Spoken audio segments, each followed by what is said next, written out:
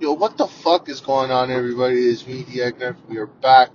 Yes, back. We are here today to talk 2022 Extreme Rules taking place today, actually. Saturday, October the 8th, 2022, in Philadelphia. Don't know the name of the arena off the top of my head, but we're here and we're going to do predictions. And we got a loaded card here for this year's Extreme Rules. And going into this, we got 6 matches on the card. Every match stipulation, uh, living up to the Extreme Rules name. Triple H's third pay-per-view premium live event into his reign, and he is not disappointed. And everybody's labeling, if you look at Extreme Rules last year, not one match was extreme except the main event, and even that wasn't that extreme. It was alright. Finn Balor, Roman Reigns. When God saved Roman, fucking turned on Finn Balor, breaking the top rope turnbuckle. Anyways, but yeah, this year looking pretty promising. Everybody labeling Extreme Rules a B-level pay-per-view, but Triple H is here to say, now fuck that. Every pay-per-view is important. Every pay-per-view needs to be watched. There's intriguing storytelling, long-term storytelling, matches we want to see, matches we haven't seen, and Extreme Rules has all of that. And we're going to go through the card right now quickly.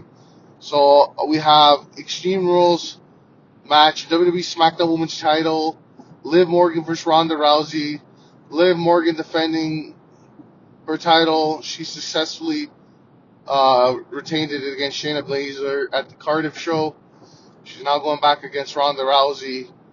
The story is she's just getting by as a champion. She's kind of getting lucky. But now they're going extreme. So she's kind of has the equalizer on Ronda, where Ronda is kind of like the better wrestler, but now Liv can go psycho mode. And definitely Triple H is trying to give Liv Morgan a chance here, not give up on the title reign just yet, but I do think the days are done. Then again, I don't think the title's going to Ronda, so this is probably the hardest decision, but I'll say Liv Morgan here. I don't know, just because I don't really see Ronda winning a title again right now. WWE Raw title, championship ladder match, Bianca versus Bayley, and labeled as the first ever singles one-on-one women's ladder match for a title in the company history. I don't know if that's true, but I don't really remember another one, so we're gonna roll with it. And we had Bayley return, and her new faction of Damage Control show up at SummerSlam, and they've been raining terror on Alexa, Asuka, and Bianca, and the whole women's Raw divisions, and even SmackDown for the last 2 months. And now I do think Bayley will win, and all of Damage Control will hold the titles. Bayley will hold the Raw Women's title, and Io and Dakota will hold the women's tag team titles, and they'll try to legitimize the faction, even though it's kind of been dwindling a bit. People are not as much high on it as they once were, so they really got to push on that. Fight pit match: Seth Rollins versus Matt Riddle. There's only been two other fight pit matches. I've personally never seen any of the other two fight pit matches, and this feud has been probably one of the better things on the week-to-week show. And I do think this is the blow-off. I do think this is the end of the feud here. I do think Matt Riddle wins. This is his match. This is his style. This is the MMA style. This is their version of UFC. Seth, will he be able to find and go to those lengths and do what he has to do in that world to take Riddle out, with Daniel Cormier as the special guest referee, who respects Riddle for the brotherhood of being in the UFC and fighting in MMA, but it is a proven fact that Seth Rollins, Daniel Cormier's favorite wrestler, Seth Rollins, so, he's going to call this down the middle. There's nobody better, and should be a good fight. I do think this is going to main event. I don't know, well, maybe Rollins will win. I don't know, because the whole White Rabbit tease is, they're Well, they teased on SmackDown tonight or Friday that he's showing up on the show tonight. And if he's gonna show up, it's gonna be the main event. If this is the main event, is he gonna go after Rollins? Is he go after Riddle? I don't know, but I'm gonna say, Rollins won the last match, so let's say Riddle. Where do we go from here? Are we getting a Rollins Lashley feud? Maybe get a Bray Riddle feud with the whole tie-in with Randy. I don't know. This will be interesting. And since we did speak about it, I do think the White Rabbit, that's Bray Wyatt. He's showing up. He's coming back. It's going to be great. One of the best mystery long-term storytelling things that they've done in a while. It's been very intriguing, but I do think it's time. Bring him back. Let's get Wyndham back onto WWE television. And fucking let's go. Strap match, Karrion Kross versus Drew McIntyre. This is going to be a brutal fucking lashing of a match. I'm excited to see this personally. Two giant behemoths fucking whipping leather. It's going to be lit.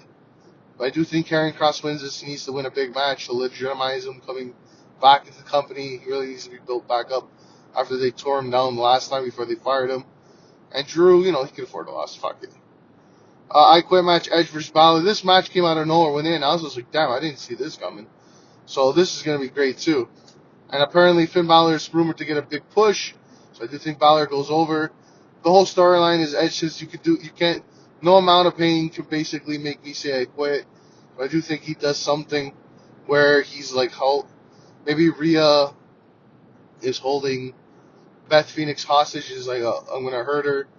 Forces Edge to call the match off. I quit. So, surrender the white flag.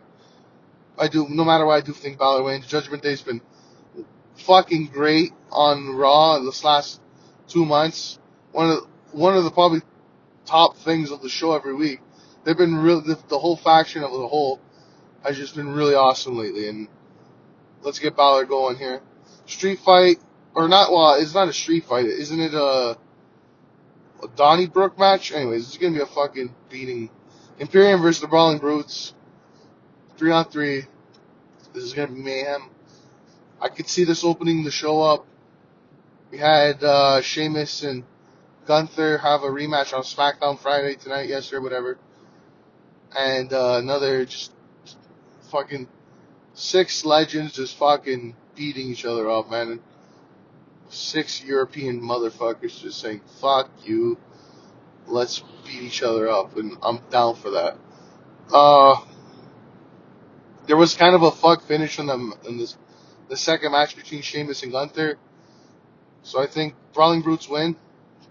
Maybe they pin anybody but Gunther, which sets up a third and final Sheamus-Gunther title match, and Gunther finalizes it, he beats him, and then the feud's done.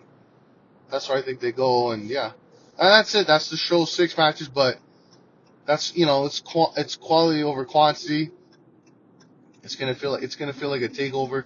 The old formulaic, the system that worked, takeover, the 5-6 match takeover, what we used to love. And the show, I could predict it being probably show of the year because they truly stacked this show to a T, and I am very, very excited to see the show. I work in the morning, so it'll get me through my day because I'm going to be excited to come home, watch it with the family. And it's Thanksgiving here. We got a long weekend, so we got 2 days off and should be good. So anyways, yeah, that's the predictions. I'm getting the fuck out of here, guys. Yeah, follow me on Twitter and everything. theEIKNARFshow, subscribe, like. Yeah, you know what it is. Alright, guys. Fucking peace. Deuces!